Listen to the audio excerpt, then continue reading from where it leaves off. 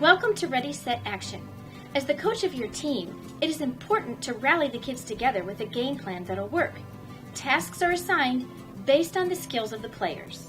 One of the most effective tools for assigning positions is what I refer to as action cards or action charts, commonly known as chores. I prefer to keep action cards and action charts simple. Many years ago, I made it complicated by trying media money and stickers. We got overwhelmed because I kept losing stickers and forgetting to give stickers, and the kids kept losing their money, and everybody started arguing about whose money was whose. So if you keep it simple, it will work. When a child is between the ages of 2 and 5, they are eager and ready to learn how to clean. They also love scissors and glue, so this is the perfect age for making action cards. Sit with your child and help them find pictures in magazines of jobs that they need to do every day. Look for advertisements and pictures of toothpaste, beds, pet food, etc. Help them cut out pictures of the items that will be their responsibility each day. Help them glue each picture on a 3x5 card, and help them write what the job title is on the card. Each morning, your child will come to you and ask for their first card. You will give it to them with the instructions to bring it back when they are done so that they can get another card.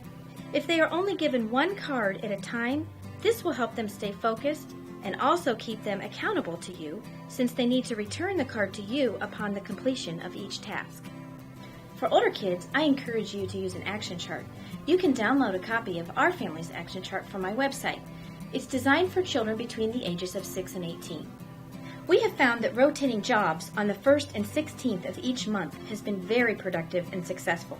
If you have more than 2 kids, you have likely experienced the dreaded who sits where in the car arguments. We have used our action chart rotation to rotate where the kids sit in the van. It also works great for who sits where at the kitchen table. Rotations always happen on the 1st and 16th day of each month. Establishing your expectations is very important for action charts to work. A coach always communicates what is expected of the team. In our home, our kids know that they're not expected to make their beds every day, but they are expected to make them on Saturdays or when company is coming. We do, however, have a very high standard for floor upkeep, so it's very important for a family to come together and establish what their priorities are and what's most important to them, and make compromises where you need to.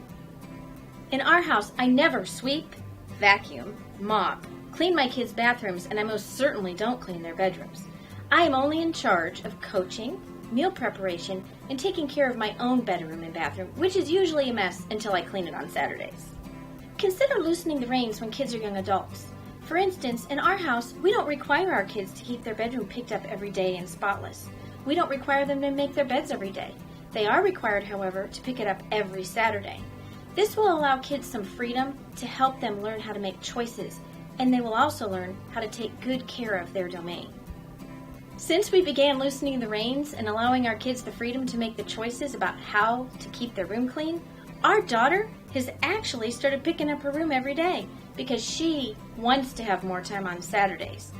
So on Saturdays, after all the chores are done, then we let our kids have fun and play games.